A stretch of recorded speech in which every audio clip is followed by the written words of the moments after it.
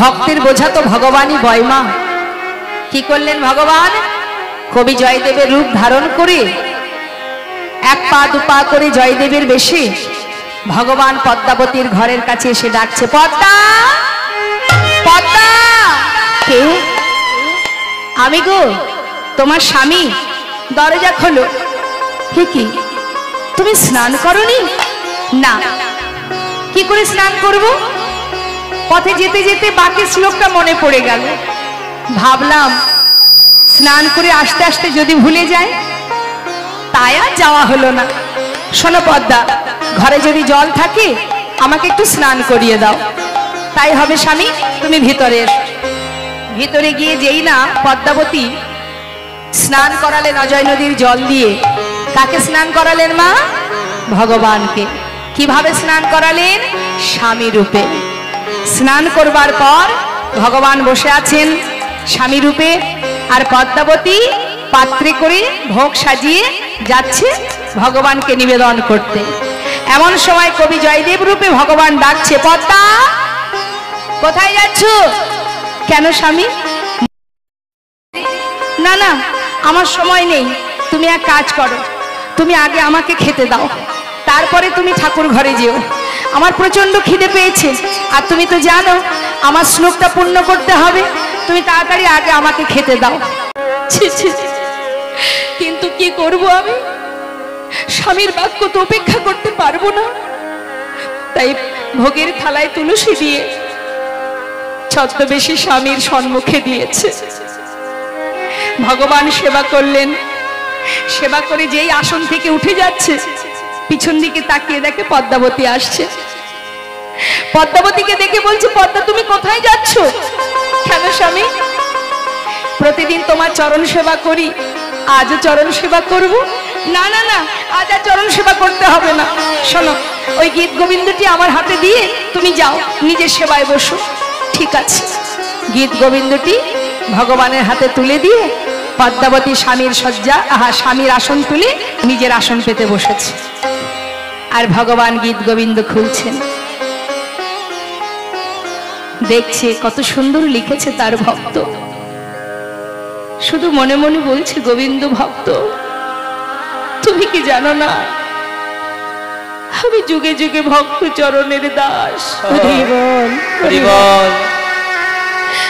তুমি কি জানো না ভক্ত আমার মাতা, ভক্ত আমার পিতা। তুমি কি জানো না ভক্ত আমার গুরু। ভক্ত দিলে খায়, না দিলে উপবাসী যায়। ভক্তের হাতে প্রেমের ডুরি, ভক্ত যেদিকে ঘোরায় আমি সেই দিকে ঘুরি। এত বড় গীত গোবিন্দ লিখে অবশ্যই সেইটুকু তুমি লিখতে পারলে না পদ্মা। জয়দেব, জয়দেব, তোমার মনোবাঞ্ছা আমি পূর্ণ করে যাব। আজ আমি নিজে হাতেই লিখে যাব। ভগবান স্বর্ণাক্ষরে লিখে অন্তর্ধান হয়ে গেলেন। এদিকে প্রকৃত জয়দেব যিনি, তিনি ফিরে এসেছেন। পদ্মা, কে? আমি গো, তোমার হতভাগ্য স্বামী। দরজা খোলো, স্নান করে এলাম। কে? আমার স্বামী? না না না না, তুমি আমার কেউ নও, তুমি চলে যাও, আমি তোমায় চিনি না। পদ্মা, ছি ছি ছি ছি, আমি গো, আমি তোমার স্বামী বলছি, দরজা খোলো। না না, দরজা খুলবো না, তুমি আমার স্বামী হতে পারো না, তুমি ফিরে যাও। কি হলো পদ্মা, দরজা খুলছে না কেন? কেন এমন কথা বলছে? কবি জয়দেব মুষ্টাক হাতে যেই না দরজাটা খুলেছে, খুলে দেখছে পদ্মাবতী সেবায় বসেছে। তাই তো বলি, তাই তো বলি, আমি কেন গীত গোবিন্দ পূর্ণ করতে পারছি না? ছি পদ্মা, ছি। এখনো মন্দিরে ভোগ নিবেদন হয়নি, এখনো আমি তোমার স্বামী প্রসাদ পাইনি, তার আগে তুমি সেবায় বসেছো। নিশ্চয়ই তাহলে তুমি এইভাবে প্রতিদিন সেবা করো, যার কারণে ভগবান রুষ্ট হয়েছে আমার প্রতি। এই কারণে আমি গীত গোবিন্দ পূর্ণ করতে পারছি না পদ্মা। ছি পদ্মা, তুমি কি করলে? স্বামী, আমাকে এমন কটু কথা বলো না, আমি কোনো অন্যায় করিনি। করনি? তুমি সেবা করছো আবার বলছো অন্যায় করনি? হ্যাঁ স্বামী, তোমাকে সেবা না দিয়ে যেমন কোনোদিন আমি প্রসাদ পাই না, আজও পাচ্ছি না। কি বললে তুমি? আমি সেবা করেছি? হ্যাঁ, একটু আগেই তো তুমি ফিরে এলে, আমার হাতে স্নান করলে, আমি মন্দিরে ভোগ নিবেদন করতে গেলাম, তুমি বাধা দিলে আমায়। নিজে সেবা করলে সেটা, আমি তোমায় চরণ সেবা করতে যাচ্ছিলাম, তুমি বললে যেতে হবে না পদ্মা, তুমি সেবায় বসো। তাই আমি সেবায় বসেছি। তোমার হাতে গীত গোবিন্দ তুলে দিলাম, তুমি সেই গীত গোবিন্দের শ্লোক পূর্ণ করেছো পদ্মা। আমি গীত গোবিন্দ লিখেছি। একটু দাঁড়াও, আমি একটু দেখে আসি। ছুটতে ছুটতে মন্দিরের ভিতরে প্রবেশ করে গীত গোবিন্দটি হাতে নিয়ে দেখছে স্বর্ণ অক্ষরে লেখা আছে, দেহি পদ পল্লব মুদারা, দেহি পদ পল্লব মুদারা, দেহি পদ পল্লব মুদারা,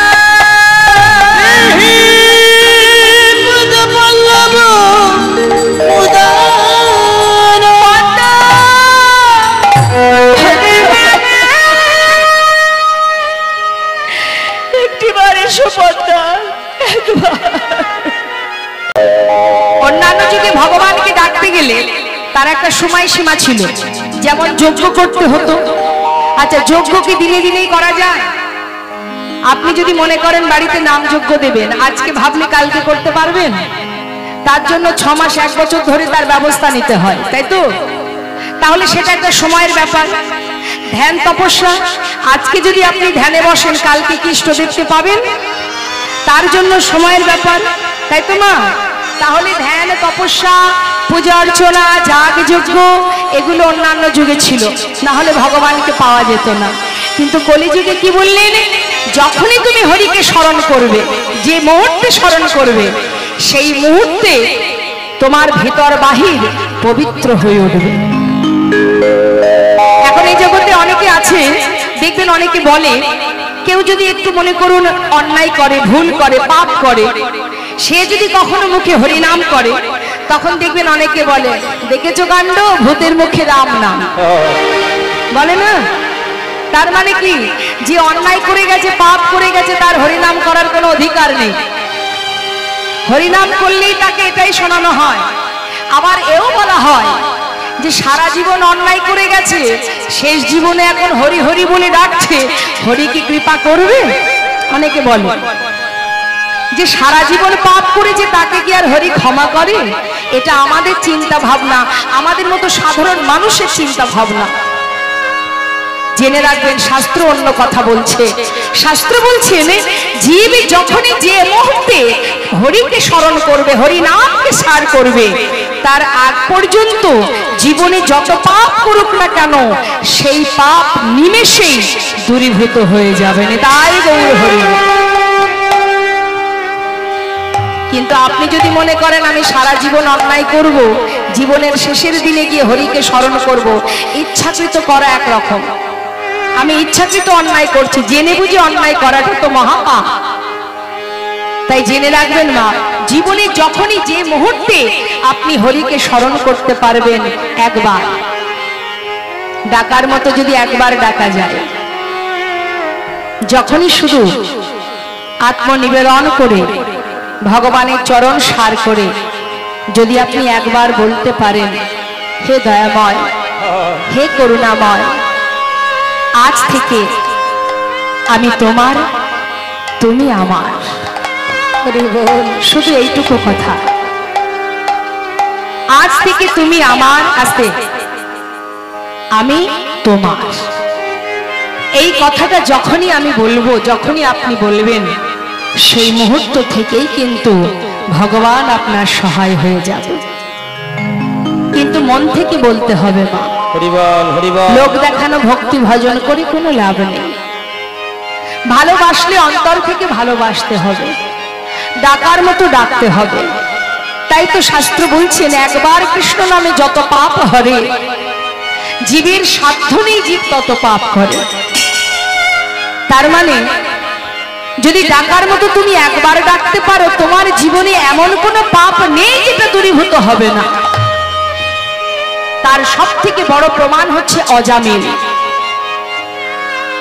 অজামিল সন্তান পরিবারকে খাওয়াবার জন্য, জাতিতে ছিলেন ব্রাহ্মণ, সারা জীবনে ডাকাতি করেছে, চুরি করেছে, প্রাণী হত্যা করেছে, কিন্তু জাতিতে ছিল ব্রাহ্মণ, কর্ম ছিল নিচু।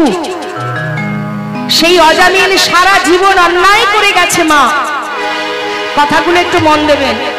কি হয়েছে? খিদে পেয়েছে নাকি? খিদে পেয়েছে? আমি জানি এখানে প্রসাদের ব্যবস্থা আছে, তা মন চঞ্চল হলে হবে না, শান্ত মনে শুনতে হবে। তা সেই অজামিল সারা জীবন সন্তানদের নিয়ে বাবা সন্ধে হলেই ডাকাতি করতে চলে যেত। আমার একটু মন দেবেন কথার মধ্যে। একবার প্রভুর নাম করলে তার ফল কি হতে পারে?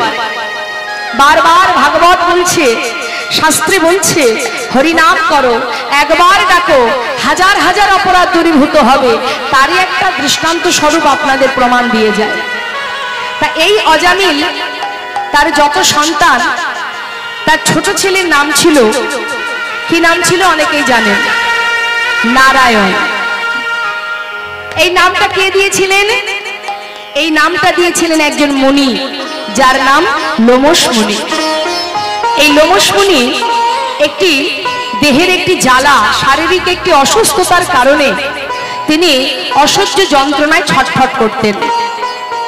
দেবশ্রী নারদ বলেছিলেন, মণিবর, আপনার রোগ যদি আপনি ভালো করতে চান, তাহলে জাতিতে হবে উঁচু জাতি, মানে ব্রাহ্মণের জাতি, কিন্তু স্বভাব হবে নিচু প্রকৃতির, তার কর্ম হবে নিচু প্রকৃতির।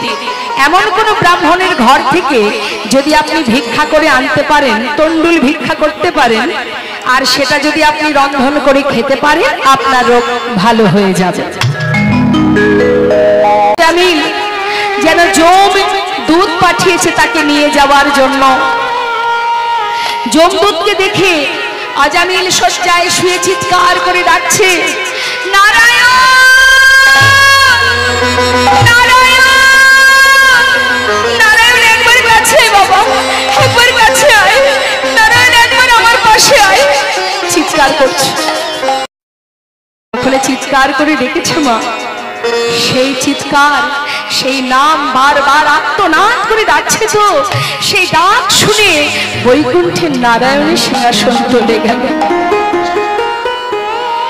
তিনি দুধ পাঠিয়ে দিলেন, দুধ পাঠিয়ে দিয়েছে। এসে দেখছে যমদূত দাঁড়িয়ে আছে। কেন আছো তোমরা? ওকে নিয়ে যাব বলে এসেছি। ও তো যাবে না তোমাদের সঙ্গে। কেন যাবে না? সারা জীবন শুধু অন্যায় করে গেছে, পাপ কাজ করেছে। যে জাতিতে ব্রাহ্মণ, তার কর্ম এত নিচু প্রকৃতির। এক ডাকে বৈকুণ্ঠের সেই নারায়ণ যে দুধ পাঠালো, সেই দুধ সোনার সিংহাসনে করে ওই অজামিলকে নিয়ে গেল বৈকুণ্ঠে। তাই মাগো, ভগবানকে পাওয়ার জন্য সাধন ভজনও লাগে না, অর্থ লাগে না, পাণ্ডিত্য লাগে না, কিচ্ছু নয়। শুধু দেহ মন প্রাণ সঁপে দাও, তার চরণে নিজেকে সঁপে দাও, তাকে স্মরণ করো। আত্মনাদ যদি করতে হয়, কাঁদতেই যদি হয়, একবার প্রভুর চরণ স্মরণ করে তোমার কাছে চেয়ে তবেই এসেছিলাম ধরায়। তোমার কাছে চেয়েছিলাম যে মানব কুলে জন্ম দাও, ভবে গিয়ে তোমার নাম করব। তোমার দেয়া সুন্দর দেহটা পেলাম, কিন্তু মায়ার সংসারে আবদ্ধ হয়ে মায়া এমন করে আমাদেরকে গ্রাস করে নিল। দিনে দিনে মায়ার দাস হয়ে আমি আমার আপন জনকে ভুলে গেলাম। শুনেছি তুমি করুণাময় দয়াল, তাই তোমার চরণে জানিয়ে রাখি, একবার কৃপা করে তোমার চরণে তুমি আমায় ঠাঁই দাও, শুধু এইটুকু মা। তাই তো শাস্ত্র বলছে, কলিযুগে নাম ছাড়া নাহি আর ধর্ম, সর্বধর্ম সার নামে শাস্ত্র মর্ম। হরিনাম করো, আর কিচ্ছু করতে হবে না। হরিনাম মহামন্ত্র জপ করো। হরিনাম যদি জপ করা যায়, নামের গুণেই নামীকে পাওয়া যায়, আর কিচ্ছু করতে হবে না। তো আসুন আমরা সবাই মিলে এই হরিবাসরে যখন আছি, একবার সবাই মিলে মহামন্ত্র জপ করব। এটা যেন ভুলবেন না, যেখানেই হরিনাম গাইতে বলবে এই সুযোগটা হাতছাড়া করবেন না। কারণ আমাদের সংসারের মধ্যে তো আর ভগবানের নাম করার সময় হয় না, হয় কি মা? সারাদিন কাজের চাপে আর হরিনাম করার সময় হয় না। আর যদিও বা বদনটা মানে মুখটা বন্ধ থাকে, তা হরিনামের কাজে তো লাগানো যায়। হাতে কাজ করব, মুখে হরিনাম করব, সেটা তো করা যায়, কিন্তু আমরা করি না।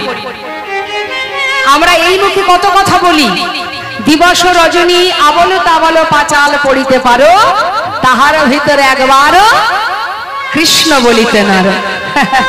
তা এখন সংসারে যেহেতু হয় না, সুযোগ কোথায়? হরিবাসরে। যেখানেই যাবেন একবার যদি হরিনাম করতে বলেছে, আর দেরি করবেন না, দুহাত তুলে আত্মনিবেদন করে স্বতঃস্ফূর্ত ভাবে মহামন্ত্র জপ করবেন। হরিনাম হচ্ছে মহামন্ত্র, আর জগতে যা কিছু আছে সবই হলো মন্ত্র। দেবদেবীর পূজা করতে গেলে মন্ত্র পাঠ করতে হয়, মহামন্ত্র নয়। আর হরিনামকে বলা হয় মহামন্ত্র। যেখানে মহামন্ত্র আছে সেখানে মন্ত্রের আর কোনো প্রয়োজন নেই। তাই মহামন্ত্র জপ করবেন সদা সর্বদাই। যেখানে থাকবেন চলতে পথে হয়তো কোনো কিছু চিন্তা করছেন, ভুলে যান চিন্তার কথা, শুধু প্রভুকে বলবেন, প্রভু তোমাকে সঙ্গী করে নিয়ে যাচ্ছি, তুমি ছাড়া আমার আর কেউ নাই। তাই গৌর হরি বল হরি। তখন আমরা ভাবি না মা, অনেকেই ভাবি আমার কেউ নেই, বলি না আমরা, জানিস আমার কেউ নেই, আমি একা। ভুল কথা, এই কথাটা একবারও ভাববেন না। আপনি যখন এসেছিলেন সঙ্গে কি কেউ এসেছিল? এসেছিল কি? আবার যখন যাবেন সঙ্গে করে কেউ যাবে? তাহলে মাঝখানে দুদিন পথের পরিচয় যাদের সঙ্গেই হোক না কেন, তারা আপনার আপন হবে কি করে? আপনার আপন সেজনই যে এখানে পাঠিয়েছে এবং যে নিয়ে যাবে, অহরহ সে আপনার কাছে আছে। আর আপনার রক্ষা করার মালিক সেজন, মারলে সেই মারবে, রক্ষা করলে সেই করবে, কি তাই তো? রাজসভাতে দ্রৌপদীর যখন বস্ত্রহরণ হয়, সেখানে তার আপনজন ছিল না? ছিল না? ছিল তো। এক বলতে 5টা স্বামী ছিল, পরিবারের সবাই ছিল, তাই তো? গুরুজন ছিল। বলুন দেখি, ঠিক আমার বুদ্ধি, এ আমি কি করলাম? হ্যাঁ, অভিমানে হারাইনু কানগুণনিধি। আহা, তাই বলছি মহাজন পদাবলীতে বলছে, দেখো দেখো ওরাঙা নয়নে বহে তপত হিল। আজ প্রভু কাঁদছেন। কাদের জন্য কাঁদছেন? শুধুমাত্র লীলার জন্য নয়, জগৎ জীবকে উদ্ধার করবার জন্য। নিজে কাঁদছেন, জীবকে কাঁদাচ্ছেন, নিজে আচরণ করছেন, জীবকে শিক্ষা দিচ্ছেন। মহাজন পদাবলীতে লিখছেন, দেখো দেখো আজ আমার প্রভু শুধু কাঁদছেন তাই নয়, জগৎ জীবকে উদ্ধার করার জন্য সেই অপূর্ব লীলা প্রকাশ করছেন। এক যুগে নয় মা, যুগে যুগে তিনি এসেছেন, যত যত লীলা করেছেন সবই কিন্তু জীবকে উদ্ধার করার জন্য। একবার হরিবল হরিবল হরিবল হরিবল, তোরা হরিবল হরিবল হরিবল হরিবল, ওরে হরিবলের পারের সম্বল, হরিবল হরিবল হরিবলের পারের সম্বল, হরিবল হরিবল। হরি হরি বিনা কি আছে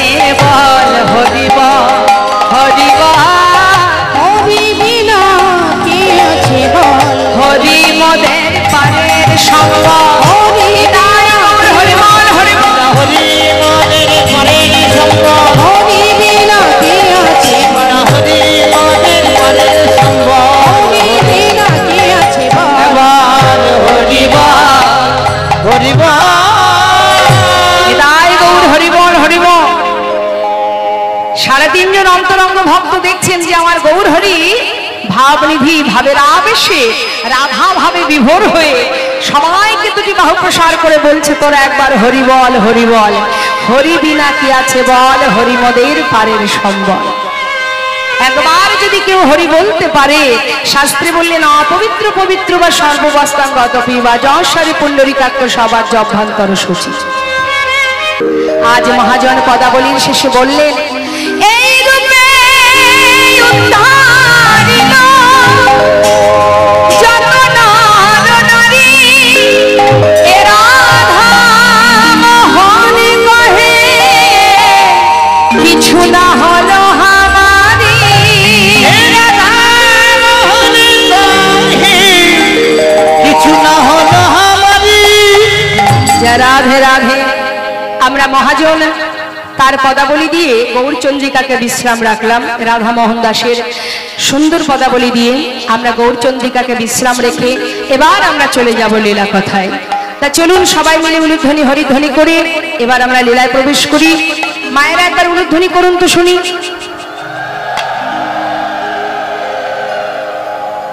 বাহ, তাহলে যখনই হরিধ্বনি হবে দুবাহু তুলে মায়েরা উলুধ্বনি আর দুটি বাহু তুলে বাবারা জয়ধ্বনি। কেমন? ভুল হয় না জানো?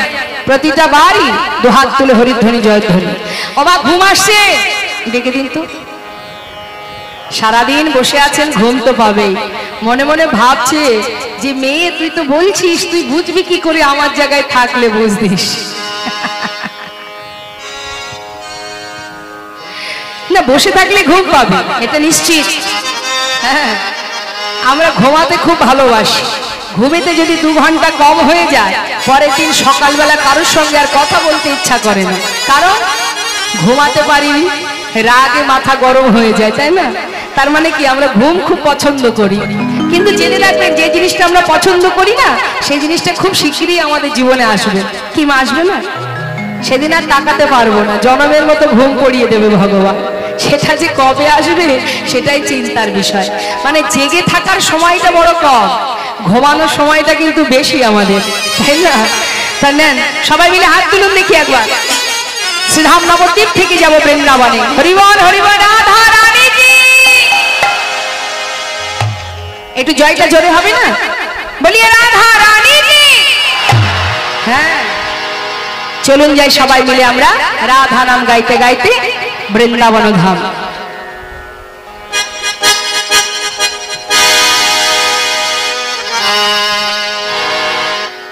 শ্রীধাম বৃন্দাবনে রাজাকে মা, বৃন্দাবনে রাজাকে কে? রাজা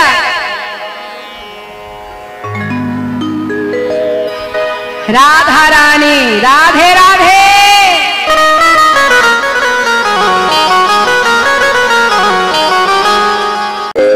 सखीनां पूर्व पादपति तंग बल्लभांग रसा निराश्च पश्चात गति कलहंतरिता हिंसा।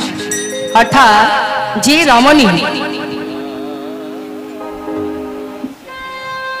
रमणी माने खूबी अभिमाने रोषकोट वाक्य द्वारा तार बल्लभके विताड़ित करते पारे एवं तारपरे जे शोक जे যন্ত্রণা নিজে সহ্য করতে পারে সেই তো কলহন্তরিতা মানে রমণী। কলহন্তরিতা, কলহ অন্তে মিলন।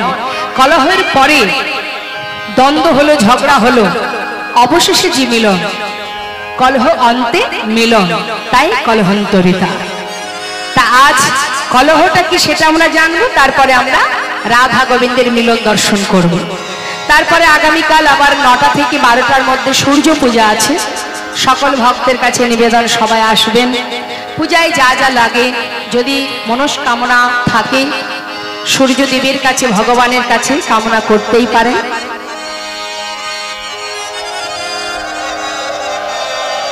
তবে কামনা যদি করতে হয় সঠিক কামনা করবেন, সংসারের মঙ্গল কামনাও যেমন করবেন, সেই সঙ্গে ভগবানের চরণে যেন মতিগতি থাকে তার প্রতি যেন ভালোবাসা থাকে, ভক্তি থাকে, সেই কামনাটাও করবেন। রাম আসবে আমার ঘরে এই বাসনা নিয়ে, বন থেকে কুল তুলে কুল পেড়ে মুখে খেয়ে দেখতো, এঁঠো করতো, এঁঠো করে খেয়ে দেখতো। কেন বলুন তো? শুদ্ধ ভালোবাসা এটাই বলে। নিজে আগে খেয়ে দেখতো সেটা মিষ্টি না টক। তুই আয়, আমার কাছে আয়। ও বাবু, আপনার মূল্যবান সম্পদ আপনাকে ফিরিয়ে দিলে আপনি হয়তো আর নেবেন না, তাই জঙ্গলে ফেলে দিলাম, আমি নিতে পারবো না বাবু। লালা বাবু বলে উঠলেন, শোনো, তাহলে এক কাজ করো, তুমি আমার ঘরে থাকবে, তোমার সমস্ত খাওয়া পড়া যা কিছু আছে দায়িত্ব আমি পালন করব। তোমার খাওয়া পড়ার দায়িত্ব আমার, তোমার দেখাশোনার দায়িত্ব আমার। শুধু তোমার কাজ হবে, তুমি প্রতিদিন হরি নাম করবে, কৃষ্ণ নাম করবে, আর আমাকে কৃষ্ণ নাম শোনাবে। সঙ্গে সঙ্গে ভিখারি উত্তর দিল, বাবু, আপনার মহলে যদি আমি থাকি, এত সুখ, এত স্বাচ্ছন্দ্য, এত আনন্দ, এত ভালো লাগা, ভালোবাসা, এগুলো যদি আমি পাই, তাহলে আপনার যেমন অবস্থা, আপনি মোহঘুমে ঘুমিয়ে আছেন, আমারও সেই একই অবস্থা হবে। দিনে দিনে আমি আমার ইষ্টদেবকে ভুলে যাব। তাই বাবু, আমার কুড়ে ঘরই আমার কাছে স্বর্গ, আমি যাই, আমি এই মহলে থাকতে পারবো না। এই কথা বলে ভিখারি চলে গেল।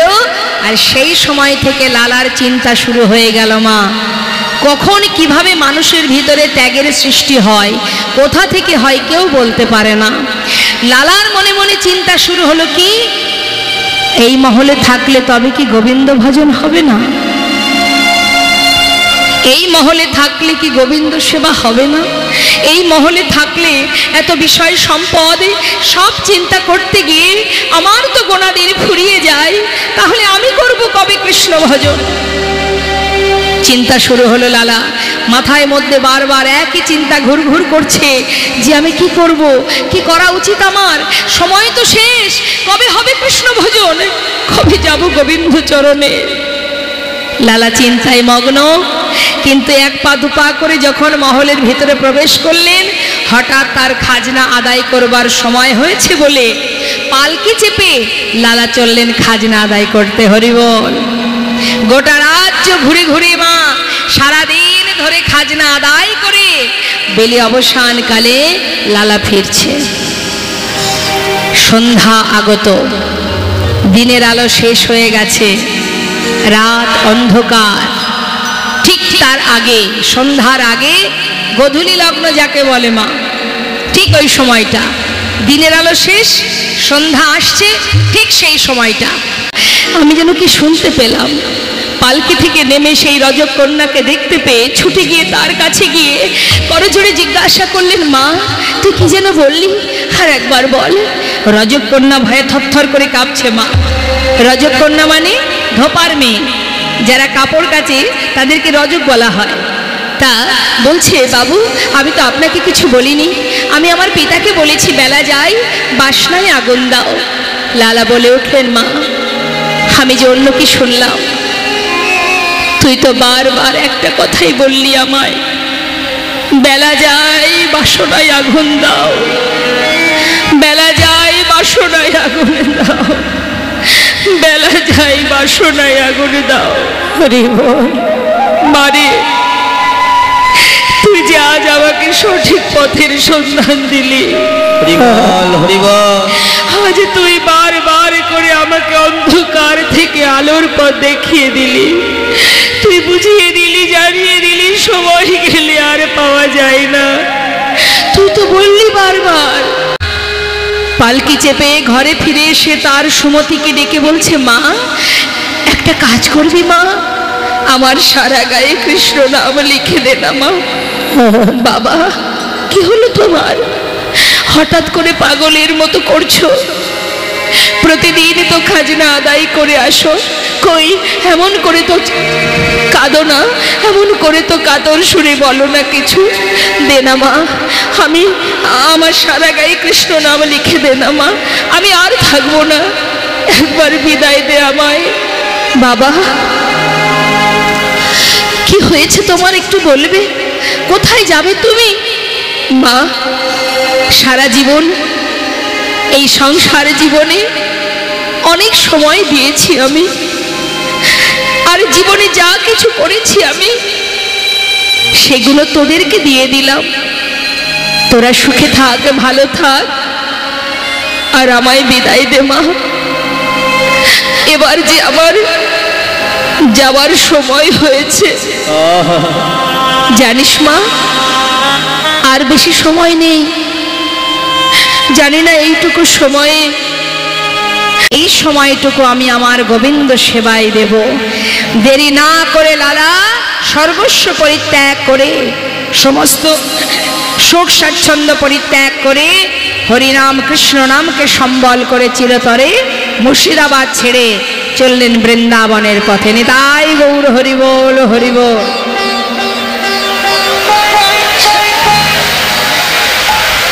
বৃন্দাবনের পথে যাচ্ছে মা, আর মুখে কৃষ্ণ নাম। একবার চিন্তা করুন দেখি, আমরা তো জীবনে সুখ কামনা করি, করি না? ভগবানের কাছে বলি সুখে রাখো, শান্তিতে রাখো, ভালো রাখো। কিন্তু আজ এত সুখ থাকতে লালাবাবু সর্বস্ব ছেড়ে কৃষ্ণ নাম সারা গায়ে লিখে চিরতরে চললেন বৃন্দাবনে। মুখে কৃষ্ণ নাম যাচ্ছে দিনের পর দিন। দেখতে দেখতে 2 মাস কেটে যায়। বৃন্দাবনের পথে লালা নামকে সম্বল করে যাত্রা করে যাচ্ছে। সবাই মিলে হাত তুলে রাধে কৃষ্ণ, হ্যাঁ রাধে কৃষ্ণ, রাধে কৃষ্ণ, রাধে কৃষ্ণ বল, রাধে কৃষ্ণ, রাধে কৃষ্ণ, রাধে কৃষ্ণ বল, বলো রাধে কৃষ্ণ, ও বলো রাধে কৃষ্ণ, রাধে কৃষ্ণ, রাধে কৃষ্ণ বল, রাধে কৃষ্ণ, রাধে কৃষ্ণ, রাধে কৃষ্ণ। বৃন্দাবন কি রাধে রাধে। সবাই মিলে একবার রাধে রাধে বলবেন, জোরে জোরে বলবেন, বা রাধে কৃষ্ণ বলতে পারেন। তুলুন হাত, তুলুন হাত। না তুললে মনের জোর আসবে না, আর মনের জোর না আসলে জয়ধ্বনিটাও জোর হবে না। তুলুন সবাই মিলে হাত, আর জোরে জোরে বলবেন বৃন্দাবন কি। ফিস ফিস করে বললে হবে না, আরো জোরে বলতে হবে, যার কণ্ঠে যতটুকু জোর আছে। হ্যাঁ তুলুন হাত। বৃন্দাবন কি, যমুনা মাই কি। হয়েছে 12 আনা হয়ে গেছে, আর 4 আনা কি হবে তো? আরেকটু জোরে। আমার ঝগড়া টগড়া করেছেন কোনোদিন?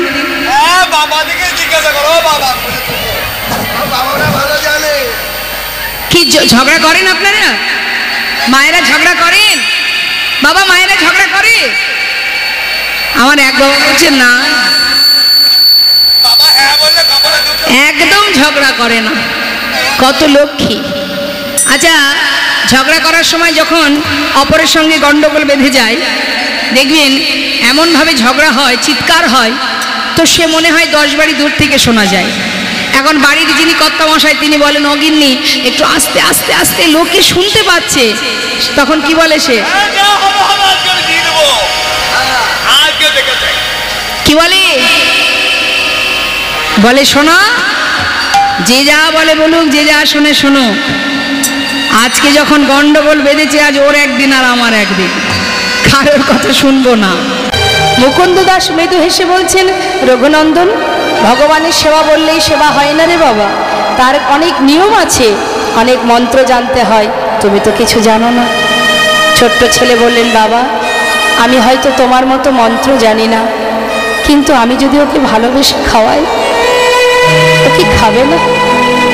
মুকুন্দ দাস ভাবছে, সত্যি তো, মন্ত্রের কি বা প্রয়োজন? যদি কেউ ভক্তি ভরে ভালোবেসে খাওয়ায়, সবার উপরে তো ভক্তি, ভক্তি ভরে যদি কেউ সেবা দেয়, তাতে মন্ত্রের দরকার হয় না। যাক, ভালোই হলো। শোন বাবা, আমি রান্নাঘরে সব কিছু গুছিয়ে রেখেছি, তুই একটু রান্না করে সেবা দিস, আমার জন্য প্রসাদ রাখবি, আমি চললাম গ্রামে। ঠিক আছে, তুমি চিন্তা করো না, যাও। তাও আসছে না, এত করে ডাকছে, আসছে না। চিন্তা করছে, সে যদি না খায় বাবা আমাকে বকবে, আমি তাকে বড় মুখ করে বলেছি আমি তাকে খাওয়াবো, আসবে না মানে? শোনো গোপীনাথ, তুমি আসবে না তো? ভালোই ভালোই যদি পারো চলে এসো। আর শোনো, যদি তুমি না আসো, জানো তো আমি যখন না খাই, আমার বাবা আমাকে লাঠি দিয়ে, লাঠির ভয় দেখিয়ে খাওয়ায়। আসবে না তো? দাঁড়াও। ঘর থেকে বাইরে বেরিয়ে খুঁজে খুঁজে জঙ্গলের ভিতর থেকে একটা লাঠি জোগাড় করেছে। লাঠি নিয়ে ঠাকুর ঘরে ঢুকেছে। আসবে তো চলে এসো, না হলে এই যে হাতে লাঠি আছে না, এটা দিয়ে না আমি তোমাকে মেরে মেরে নিয়ে আসবো। এমন শুদ্ধ ভক্তি, আর পারছে না প্রভু দূরে থাকতে। মনে মনে চিন্তা করছে, ভক্ত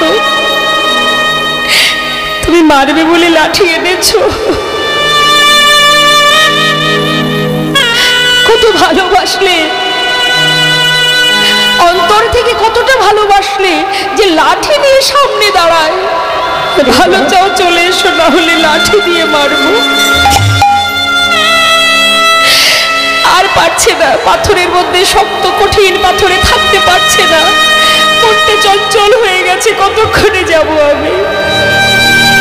কখনো কাঁদছে, ও গোপীনা এসো না, আমার কি কষ্ট হয় না? কখন থেকে ডাকছি তোমায়, একবার এসো, শীঘ্র এসে খেয়ে দাও। প্রভু আর থাকতে পারছে না, পাথর থেকে বিগ্র থেকে সচল ভক্তি ধারণ করে এক পা দুপা করে সে পাতা আসনে বসেছে। কে করেছে রান্না? আমি করেছি। যেই না লাঠির ভয় দেখিয়েছি আর সেই চলে এসেছে।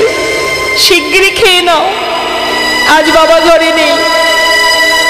যেই না মুখে দিয়েছে, কেমন হয়েছে? নিশ্চয়ই ভালো হয়নি, কখনো তো রান্না করিনি। একটু কষ্ট করে খেয়ে নাও, কাল বাবা ভালো করে রান্না করে খাওয়াবে। ভগবান চোখের জলে মুখ ভাসিয়ে কাঁদছে। ভক্ত তুমি জানো না সে যে কত সুস্বাদু। ভক্ত যদি আমাকে সেবা দেওয়ার জন্য রন্ধন করে, সেটা খারাপ হবে কেমন করে? এতদিন এই ঘরে আছি, এমন অমৃত কোনোদিন পাইনি আমি। এই যে কত স্বাদ, এই যে অমৃত, আমি তোমাকে বলে বোঝাতে পারবো না। কিন্তু আমি জানি আমার ভক্ত যখন আমার জন্য রন্ধন করে, সে যে কত সুস্বাদু হয়, সে তো আমি জানি, তুমি বুঝবে না। এতদিন আমি তাকে সেবা দিই, কোনোদিন তার পাই না দেখা। আজ আমি ঘরে নেই, আজ সেবা করে নিল, কি করে হতে পারে? অসম্ভব। হ্যাঁ, সে তো পাথরের বিগ্রহ, সে তো চলতে পারে না, কথা বলতে পারে না, সে কি করে খাবে? যার যেমন ভাব তার তেমনই লাভ। সারা জীবন ভেবেছে সে পাথরে বিগ্রহ, সেই জন্য কোনো দিন সেই মুকুন্দ দাস তার দেখা পায়নি। আর যেজন নিজের ভেবে ভালোবেসেছিল, সে সাক্ষাৎ দর্শন পেল। সম্ভব?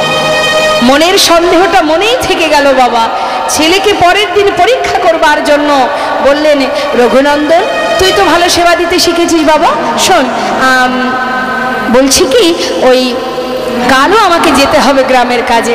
তা শোন, তোকে আর রান্না করতে হবে না, ঘরে নাড়ু তৈরি করা আছে, গোপীনাথ নাড়ু খেতে ভালোবাসে, তুই নাড়ুটা ভোগ দিয়ে দিস। ঠিক আছে বাবা।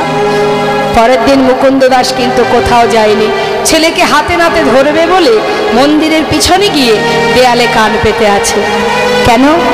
আজ আমি শুনবো আমার পুত্র যখন মন্দিরে যাবে, সে ছাড়া আর কারোর কণ্ঠ শোনা যায় কিনা। কান পেতে আছে। আর এদিকে পাত্রে নাড়ু সাজিয়ে নিয়ে ছোট্ট 12 বছরের ছেলে রঘুনন্দন মন্দিরে ঢুকেছে। গোপীনাথ,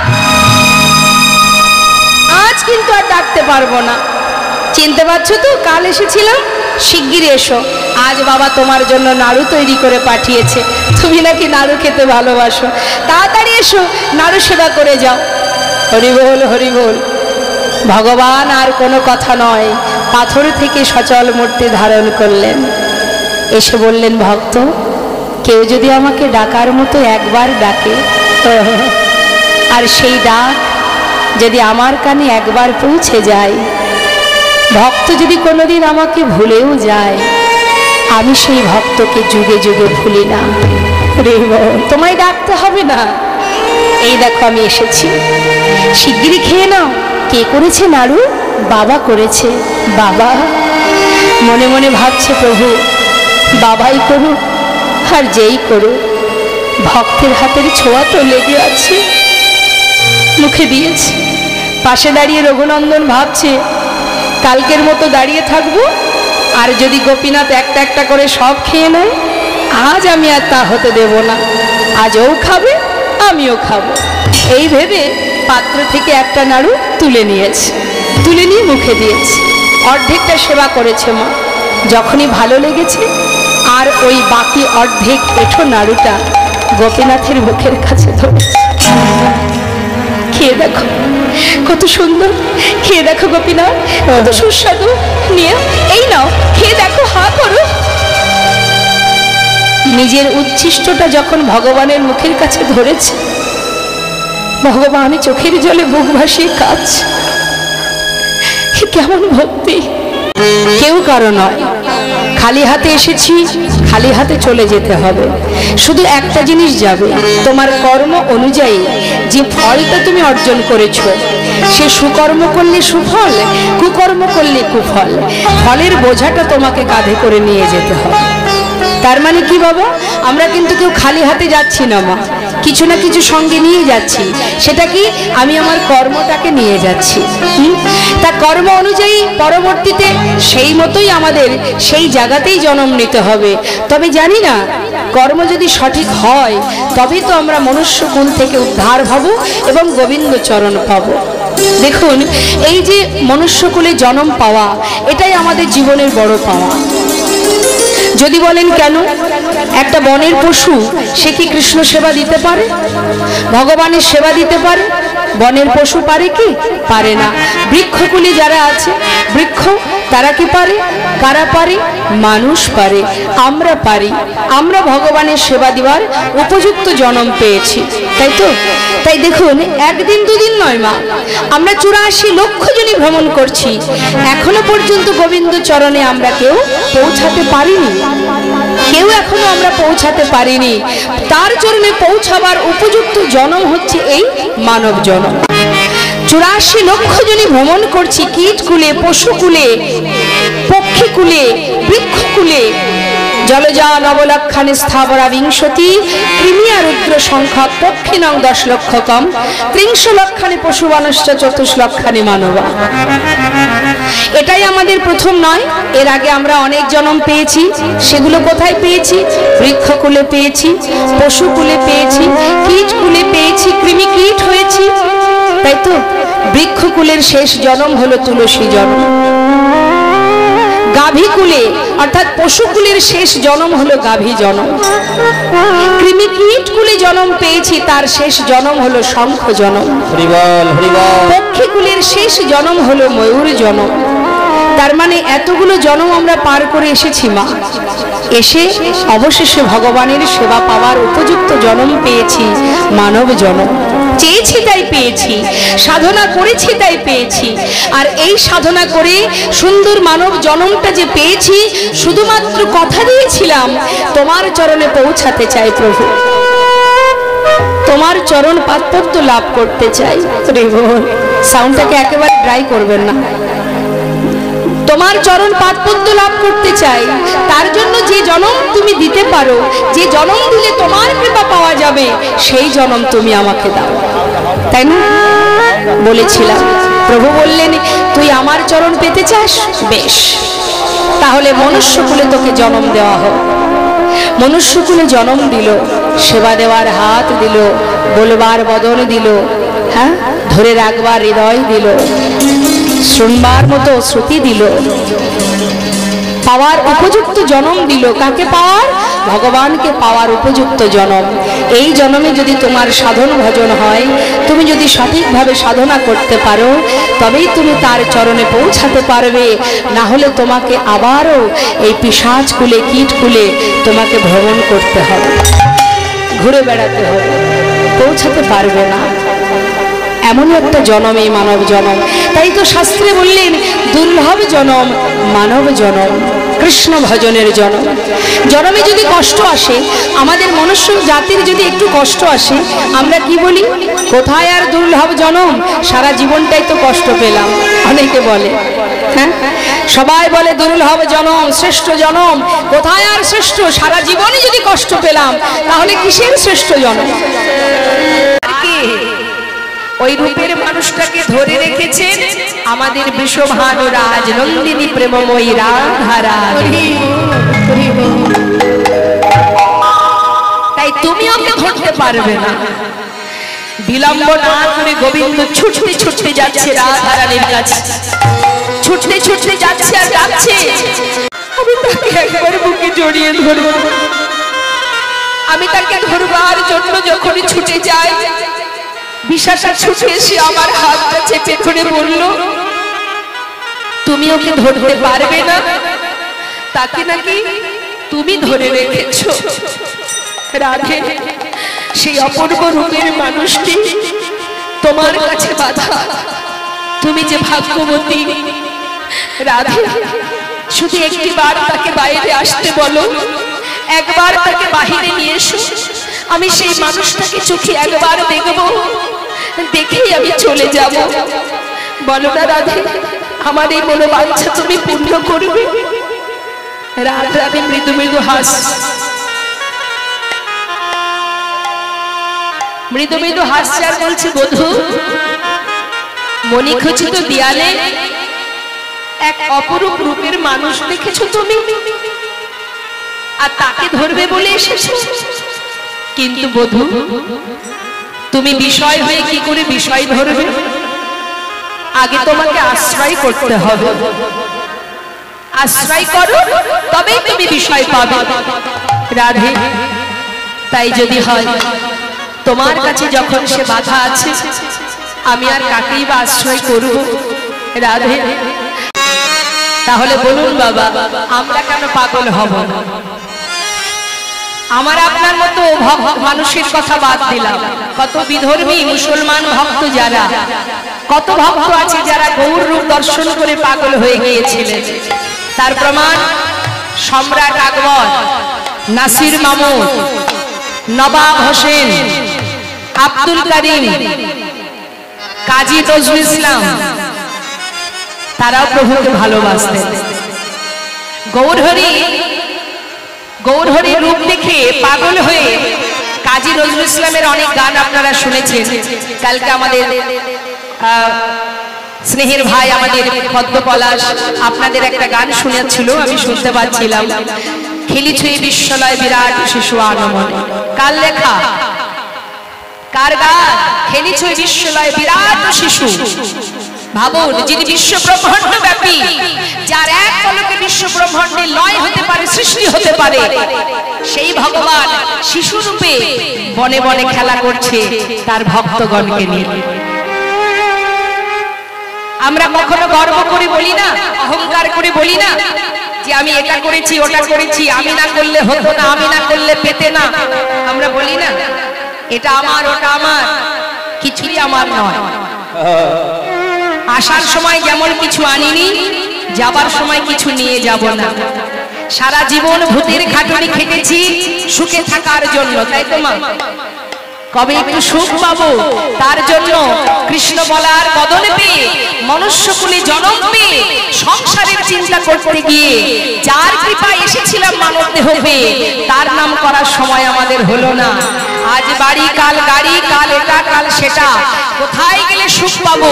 জীবনের শেষ দিন গিয়ে দেখা গেল সুখের জন্য সারা জীবনটা মাটি করেও সুখের কিনারা খুঁজে পাওয়া গেল।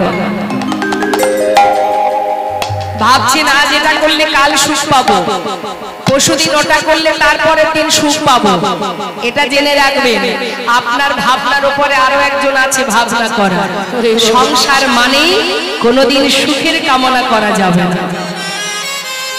সংসার মানে কষ্ট। এই ভুলটি কিন্তু একটা যন্ত্রণা, একটা কষ্ট, সেটা দিয়ে সৃষ্টি। এই ভুলকটা যখন ভগবান সৃষ্টি করেছিলেন, এর মধ্যে শুধু আছে জ্বালা, যন্ত্রণা, কষ্ট, ত্রিতাপ জ্বালা। এই জ্বালা আপনাকে পেতেই হবে মা, মৃত্যুকাল পর্যন্ত। এই ত্রিতাপ জ্বালা তিন রকমের জ্বালা, আধ্যাত্মিক জ্বালা, আদি দৈবিক জ্বালা, আদি ভৌতিক জ্বালা। এই তিনটে জ্বালা থেকে আপনার কোনো নিস্তার নেই। আধ্যাত্মিক জ্বালা আমাদের দেহের জ্বালা, যে কোনো সময় যখন তখন নানাবিধ রোগে আক্রান্ত, তাই না? সারা শরীর ভালো আছে, দাঁতের গোড়ায় যন্ত্রণা হচ্ছে, আপনার মন মানসিকতা সব ওই দাঁতের গোড়ায় আটকে যাবে, তাই তো? জ্বালা আপনাকে পেতেই হবে। পারবেন রোগ মুক্ত হয়ে থাকতে? পারবেন না। তার মানে কি, যেদিন আপনি ফিরবেন সেই দিন পর্যন্ত এই জ্বালা আপনার সঙ্গে থাকবে। এটা আধ্যাত্মিক জ্বালা। আদি ভৌতিক জ্বালা, যে জ্বালা বাবা অপরের কাছ থেকে পাওয়া জ্বালা। আপনি মনে করুন বেশ সুখে আছেন, শান্তিতে আছেন, কিন্তু পার্শ্ববর্তীর জ্বালায় আপনার শান্তি নেই। আপনার আত্মীয় স্বজন থেকে শুরু করে, বাইরের মানুষ থেকে শুরু করে, বিভিন্ন দিক থেকে আপনাকে নানাবিধ জ্বালায় জর্জরিত হতে হবে। আপনার জ্বালা নেই, কিন্তু অন্যের কাছ থেকে পাওয়া জ্বালা আপনাকে একটু একটু করে শেষ করে দেবে। এটাকে বলা হয় আদি ভৌতিক জ্বালা। আর আদি দৈবিক জ্বালা প্রকৃতি থেকে পাওয়া জ্বালা। হরিনাম তো করাই যায়। রাধারানী আয়ানের ঘরণী হয়ে কর্ম করেছে, রন্ধন করেছে, মন দিয়েছিল গোবিন্দের কাছে।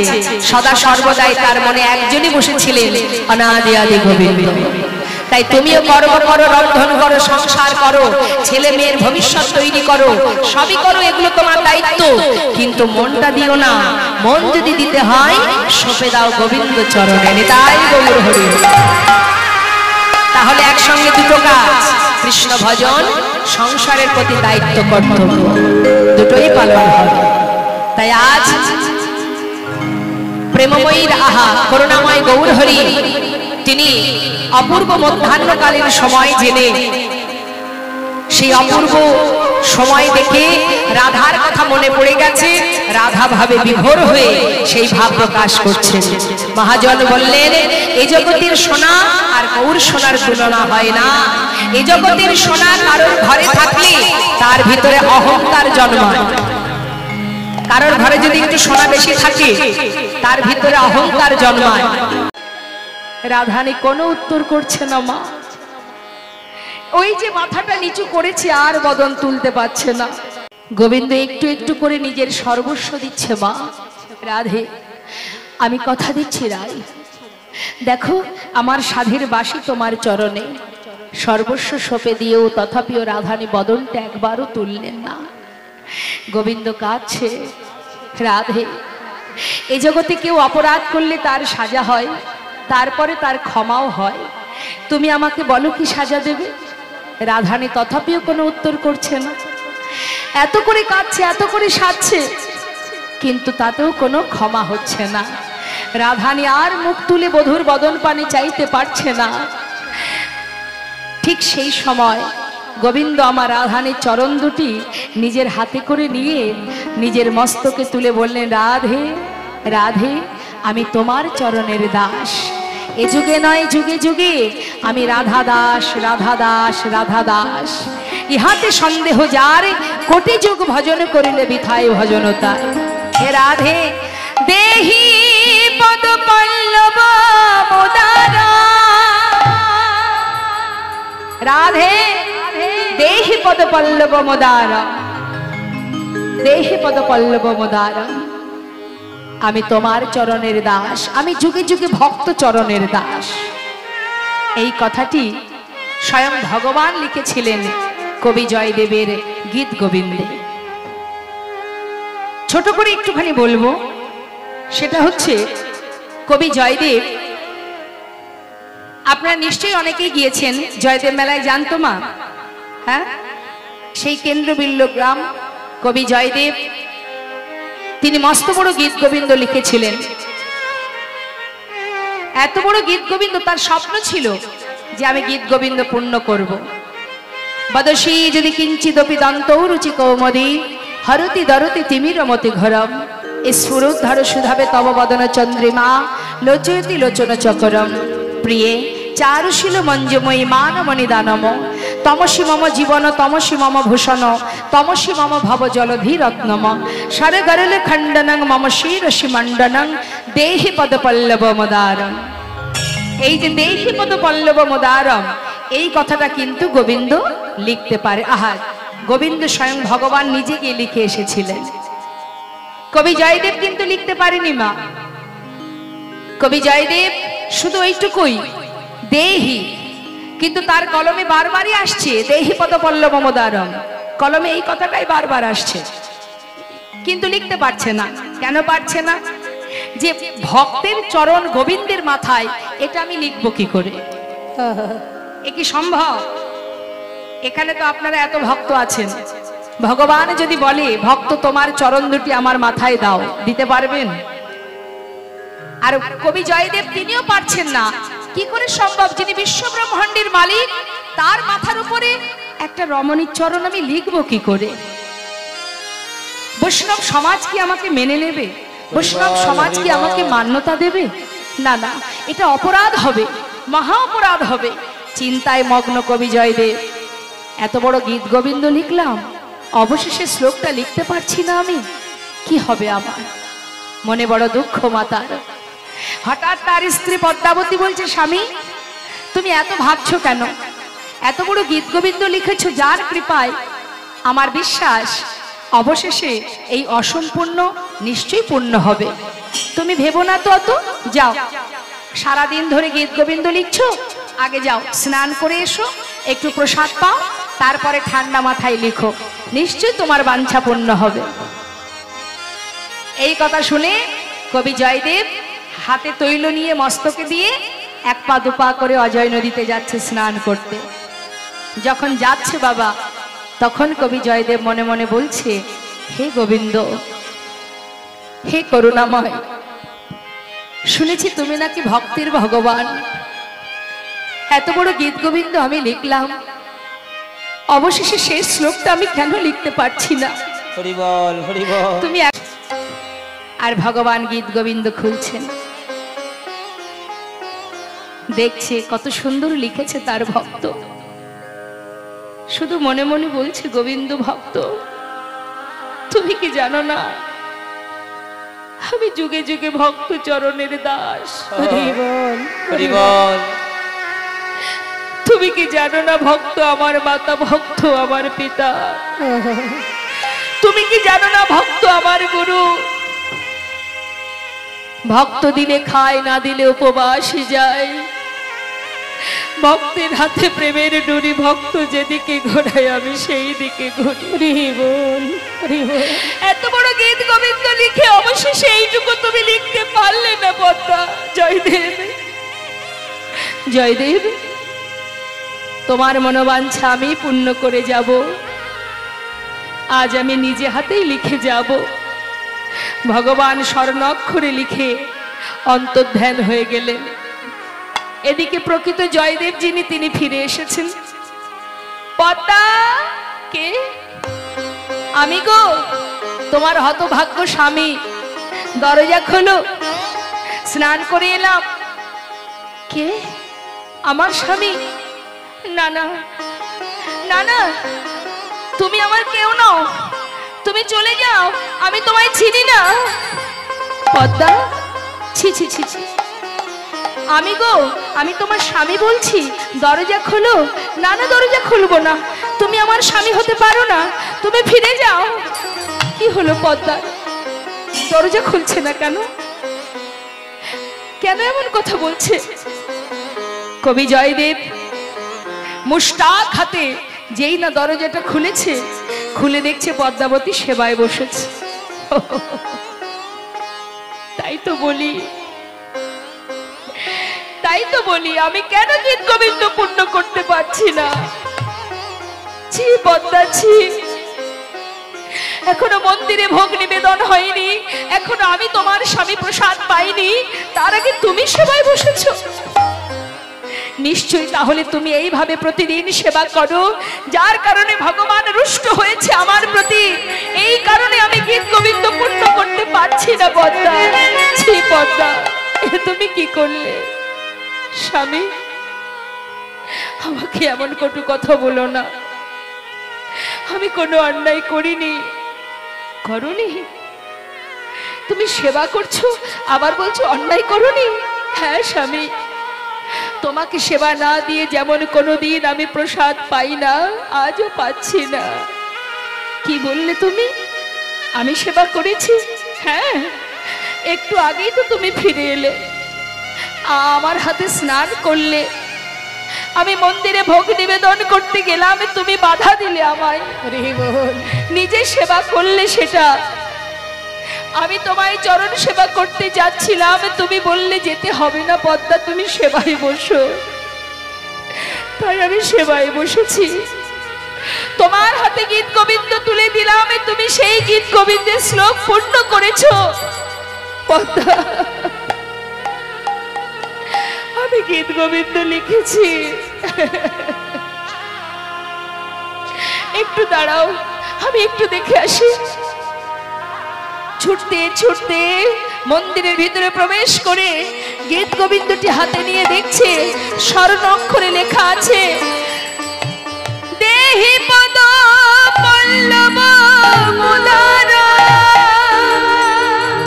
দেহি পদ পল্লব মুদার, দেহি পদ পল্লব মুদার, দেহি পদ পল্লব মুদার।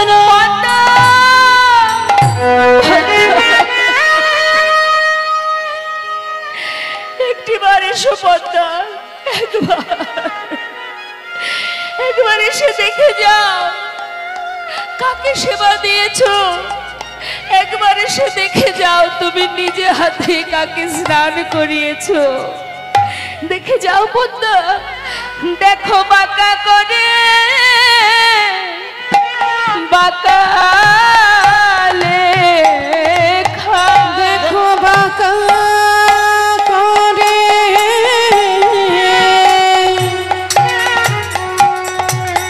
বাঁকা লেখা, প্রাণী গোবিন্দ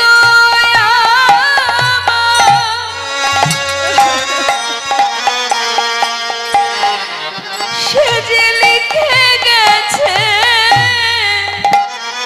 বাঁকা করে, বাঁকা লেখা। প্রাণী গোবিন্দ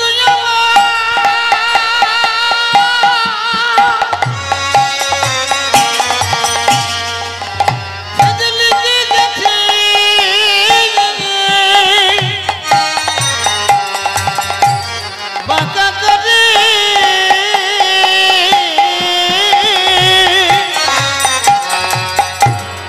বাঁকা লেখা।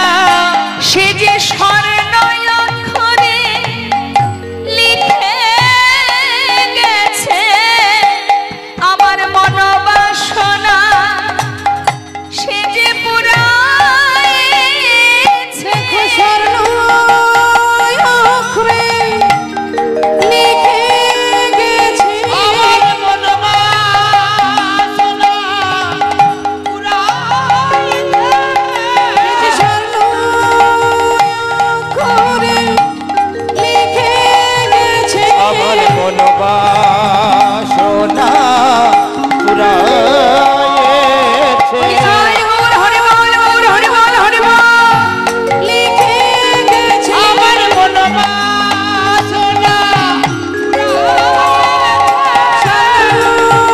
অক্ষরে লিখে গেছে আমার মনোবাসনা অক্ষরে লিখে গেছে মনোবাসনা পুরাইছে। অক্ষরে লিখে গেছে আমার মনোবাসনা পুরাইছে। দেখো বাঁকা করে, বাঁকা লেখা। ডাকার মতো যদি ডাকা যায় মা, আপনার ডাকে ভগবান আপনার সম্মুখে এসে দাঁড়াবে। শুধুমাত্র বুঝবার অনুভূতি প্রয়োজন।